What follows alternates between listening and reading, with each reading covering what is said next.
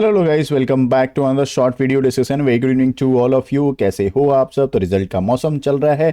Nifty 50 की दिग्गज company TCS के बारे में हम बात करने वाले। निफ्टी आईटी में अच्छा खासा वेटेज है, काफी अच्छा खासा आईटी सेक्टर को लीड करती है ये कंपनी। कैसा रहा रिजल्ट मार्केट क्लोज होने के बाद आया है। फिर हम बात करेंगे मार्केट का एक्सपेक्टेशन, क्या इस कंपनी ने मार्केट के एक्सपेक्टेशन के हिसाब से परफॉर्मेंस किया है या मिस आउट कर दिया है, तो कल के दिन मार्केट क्या रिएक्शन कर सकता है, सारी चीज को देखेंगे। अगर आपके पास ये स्टॉक है तो जरूर इस वीडियो को लास्ट तक जरूर देख लेना। Second and the most important, अगर ये अच्छा रिजल्ट नहीं है तो क्या हम इसमें बाइंग ऑन डिप करने वाले हैं या फिर हम इसमें फ्रेश बाइंग करने वाले हैं। ठीक है, पहले फटाफट देख लेते हैं कॉर्पोरेट एक्शन। उन्होंने क्या कॉर्पोरेट एक्शन में अनाउंसमेंट किया है, तो उन्होंने अनाउंसमेंट किया है, एक फटाफट देख लोगे, इंटरिम डिविडेंड का उन्होंने अनाउंसमेंट कर दिया है। ठीक है, अब इंटरिम डिविडेंड का कितना उन्होंने अनाउंसमेंट किया है, तो सबसे पहले मैं बताया कोई थर्ड इंटरिम डिविडेंड जो होगा 10 रुपए का अनाउंसमेंट किया है। देन उन्होंने एक और स्पेशल डिविडेंड ऑफ 66 रुपीज का उन्होंने अनाउंसमेंट कर दिया है।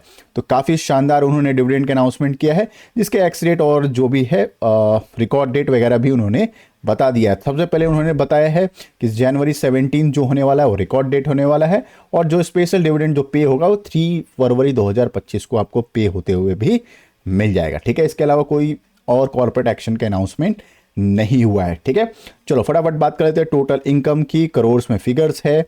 क्वार्टरली बेसिस पे देखिए Q3 वर्सेस Q3 और Q2 वर्सेस Q3 का हम बातचीत करने वाले हैं। तो फटाफट देख लेते हैं। रेवेन्यू फ्रॉम ऑपरेशन की बात कर लेते हैं। तो अगर देखो वो 60,585 का 63,973 हो गया, इंक्रीज होते हुए दिख रहा है। क्वार्टरली डिक्रीज है, ईयरली बेसिस पे यहाँ पे इंक्रीज होते हुए दिख रहा है, क्वार्टरली बेसिस पे डाउनफॉल होते हुए हमें मिल रहा है। ठीक है, अब बात कर लेते हैं, इतनी बड़ी कंपनी है, खर्चे भी होते हैं। तो खर्चे इतना कमाने के लिए खर्चे उन्होंने कितना किया, टोटल एक्सपेंस की अगर बात करें 45,658 का कितना हो गया 4850, खर्चे बढ़ते हुए दिख रहे हैं।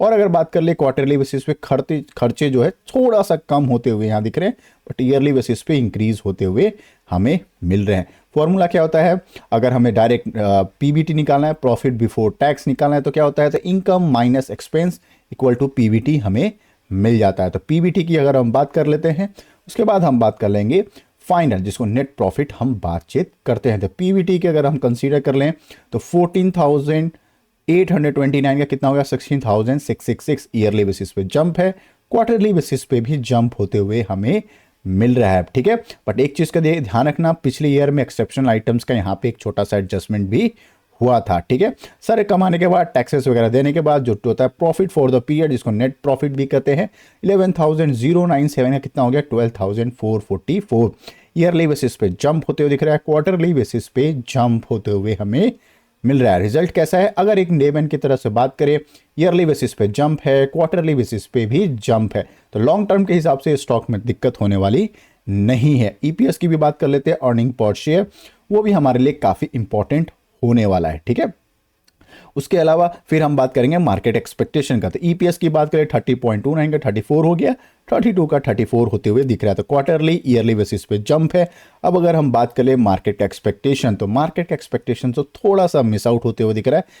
कौन से टर्म में, तो रेवेन्यू फ्रॉम ऑपरेशन में इनका जो है एक्सपेक्टेशन को मिस कर दिया। क्या एक्सपेक्टेशन था वो भी हम देख लेते हैं।